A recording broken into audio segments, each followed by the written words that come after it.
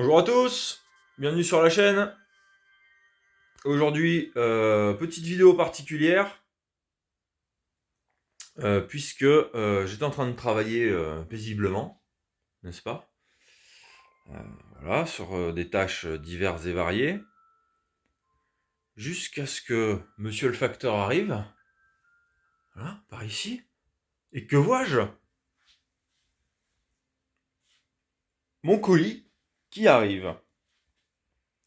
Donc, aujourd'hui, petite vidéo présentation unboxing, n'est-ce pas? Donc, pour ceux qui connaissent, vous aurez tout de suite reconnu la marque et vous aurez tout de suite deviné de quoi on va parler. De toute façon, vous avez vu le titre si vous avez cliqué. Donc il y a un mystère, un pseudo-mystère. Donc on est ici sur du Varus Teleka Terava Scrama. Donc le Varus Teleka Terava Scrama, qu'est-ce que c'est? Ça arrive dans cette jolie boîte. Donc déjà si... bon moi j'ai rien à cirer de la boîte mais elle est jolie. Par contre, si dans les transports, il y en a un qui connaît la marque, il sait à peu près ce qu'il y a dans la boîte. Bon, c'est pas grave, c'est pas un godemiché, ça n'a pas besoin d'être confidentiel, mais bon voilà, ça arrive pas incognito. C'est quand même à signaler. Donc, dans cette boîte, donc il y a de quoi en mettre 3, mais en fait, il y en a qu'un. Donc, on pourrait peut-être réduire le packaging chez Varus Teleka, peut-être. C'est un détail. Donc, le Teravas Krama, pour ceux qui ne connaissent pas, qu'est-ce que c'est? Alors là, vous vous dites, qu'est-ce que c'est que cette merde? Et non, pas du tout. Donc, l'étui, on va parler de l'étui en premier. Regardez le mystère jusqu'au bout. L'étui, vous pouvez avoir soit cet étui en plastique qui a l'air minable, mais qui en fait a une très bonne rétention.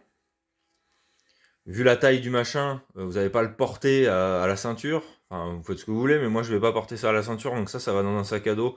Et à ce moment-là, cette gaine en plastique suffit largement. À savoir que ça peut être livré avec un étui en cuir de votre choix. Vous pouvez choisir noir ou marron, mais l'étui en cuir, ça sera cette gaine en plastique, habillé de cuir, avec un passant pour le porter à la ceinture. Donc, vu le prix, parce que là on est sur du 70 € quand même, hein, et 110 avec l'étui en cuir. Étant donné que je compte pas le porter à la ceinture, j'en avais rien à cirer, donc j'ai pris au moins cher, et là on est sur 70, allez 80 avec les frais de port, 80 € les gars. Donc, euh, je vous présente tout de suite ce qu'il y a à l'intérieur de ce modique étui. Voilà, ça qui nous intéresse. Donc, c'est un outil, c'est un couteau qui a déjà été présenté moult fois sur YouTube. Hein, c'est pas un truc qui vient de sortir que je vous présente en exclusivité mondiale. Je suis pas trop dans l'exclusivité, moi, de toute façon. Mais puisque je le reçois, là, j'étais en train de bosser, machin, et je me suis dit, tiens, je vais faire une petite vidéo de présentation. Et je vous referai une vidéo dans les bois pour vous montrer ce que ça a dans le ventre. Donc, Terava Scrama. Scrama pour Scramazax, hein, pour ceux qui connaissent pas. Allez voir sur internet, Scramazax, ce que c'est. Couteau viking, couteau médiéval. Un peu outil à tout faire. Donc il s'en inspire, clairement, de par sa forme un peu cheap foot. Donc là, on est sur un gros chopper. euh, qui présente une particularité, c'est cette poignée. Vous voyez, puisqu'il y a deux prises quand même. Il y a deux poignées en une. Il y a cette première prise-là pour faire des coupes de détail, du phaser stick, des choses comme ça. Et on voit clairement qu'il y a une deuxième poignée ici qui va s'apparenter à une poignée un peu plus traditionnelle d'un couteau par sa forme. Et là, on voit bien qu'on est bien loin et que là on peut y aller. Donc c'est pour ça, c'est un couteau qui va pouvoir être, qui est pas très lourd hein, finalement. Il va pouvoir faire de la petite coupe de détail et en même temps du chopping. Le chopping, c'est pas dans les magasins, hein. Voilà, donc de la grosse coupe à la volée, taper dans des arbres d'un bon diamètre, et en même temps faire de la petite coupe. Donc, pour le prix, je sais pas pourquoi je l'ai pas acheté plus tôt en fait, parce que franchement c'est abusé. Alors c'est pas du Tops ou du Essie, hein. On est là sur quelque chose de rustique, quelque chose de pertinent. Pour aller dans les bois, on n'a pas besoin d'un couteau super beau, avec un acier super de l'espace, machin chouette, qui coûte sa mère trop cher. En tout cas, c'est mon avis. Après, on a le droit de se faire plaisir aussi, on a acheté un couteau beau et cher. Je dis pas le contraire.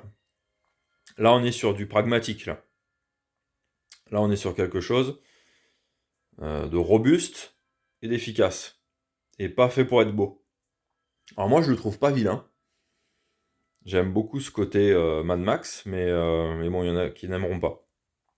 Alors, c'est un acier 80 CRV2 de 4 mm plus, on va dire. Donc 4 mm 1, 4 mm 2.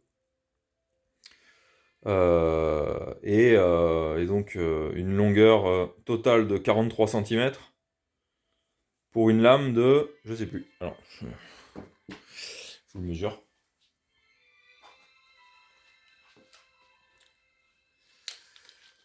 Donc on a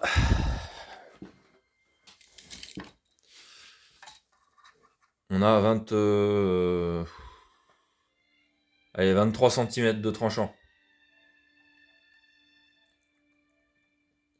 Voilà, 23 cm de tranchant et une hauteur de 4,5 cm. 4,4. Et le poids, je crois que c'est 500 et quelques grammes avec l'étui. 500 et quelques grammes pour une bestiole comme ça, c'est pas non plus abusé. Le dos est saillant pour les obstinés parano du grattage de ferrocérium là. Ici, il y a un dos saillant, même si on dirait qu'il y a un chanfrein.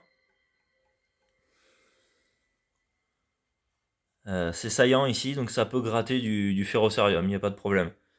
Et au niveau des finitions, on est sur quelque chose effectivement d'assez, on pourrait dire bâclé, rudimentaire. Vous voyez, il y a des petites traces ici, il y a des petites rayures, des machins. On n'est pas sur quelque chose qui a la vocation à être belle. On n'est pas sur un couteau de vitrine. Donc, comme souvent c'est présenté, c'est un couteau, c'est un outil ça. Donc là, dans les finitions, on passe, clairement. La poignée en caoutchouc, on a vu plus sexy. Maintenant, j'aime bien, moi, personnellement, ce côté rudimentaire, justement. Je trouve qu'il y a quelque chose de plaisant là-dedans. Ça, on va pas avoir peur de le rayer ou de l'abîmer, c'est vraiment fait pour, quoi.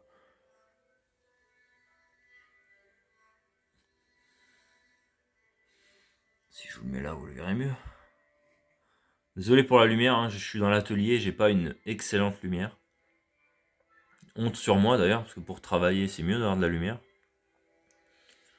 Voilà, donc je vous fais une vidéo prochainement sur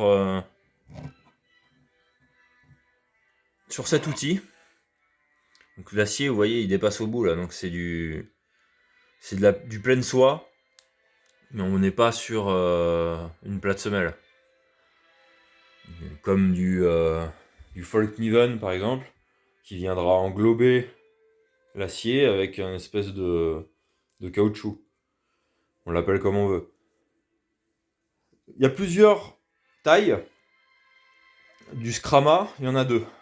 Donc ça c'est le Scrama 240. Et on aura le Scrama 200 aussi, qui aura un manche, du coup, il y aura que le bas du manche là.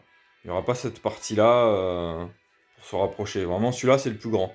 Je pense qu'ils ont une lame qui est à peu près similaire. Bah, à part qu'évidemment, le 200, c'est 20 cm de lame, et 240, c'est 240 cm de lame. 240 mm, 24 cm, pardon. Voilà. Et après, donc pour le Scrama, il y a deux tailles. Et après, vous avez le Jacari Puko qui, lui, pareil, je crois qu'il a deux tailles. Il y a le 110, il y a le 140. Et il y a deux aussi, deux plus petits, 85. Un peu cheap foot comme ça, là. Et un autre plus Puko. Voilà. Donc, à chaque fois, vous pouvez commander le couteau avec un étui en plastique ou un étui en cuir. Vous pouvez même commander un couteau seul sans manche. Si vous voulez un Scrama sans manche et vous faire le manche dessus, il n'y a aucun problème. C'est pas beaucoup moins cher, donc autant prendre un manche. Par contre, c'est l'étui. L'étui en cuir, là-dessus. Ouais, autant sur un Puko, pourquoi pas. Mais bon, parce que le Puko, on peut le porter à la ceinture, mais ça, porter ça à la ceinture, voilà quoi. Ça m'arrive au genou, hein. Donc bon, après, c'est vous qui voyez. Mais 80 balles, quoi, avec les frais de port. Donc voilà. Vidéo rapide à l'arrache, comme d'habitude. Puisque je viens de le recevoir, je l'ouvre, je le regarde et je vous fais une vidéo. Donc je suis très content. Ça a mis une semaine et demie à arriver. Made in Finlande. Et puis ben voilà, écoutez, si vous avez des questions, n'hésitez pas. Et puis ben, regardez un peu sur YouTube, il y a eu d'autres essais. C'est sorti depuis quelques temps, ça, hein, c'est pas nouveau. Je vous fais des tests dans la forêt très prochainement. Pour voir ce que ça a dans le ventre, mais bon, on le sait, hein, ce que ça a dans le ventre, hein. Je vais bâtonner pour refendre, ça va refendre. Je vais taper dans du bois, ça va le couper. Mais on va le faire quand même, pour le délire. À la prochaine. Puis bah, écoutez, portez-vous bien et ciao ciao. Gros bisous.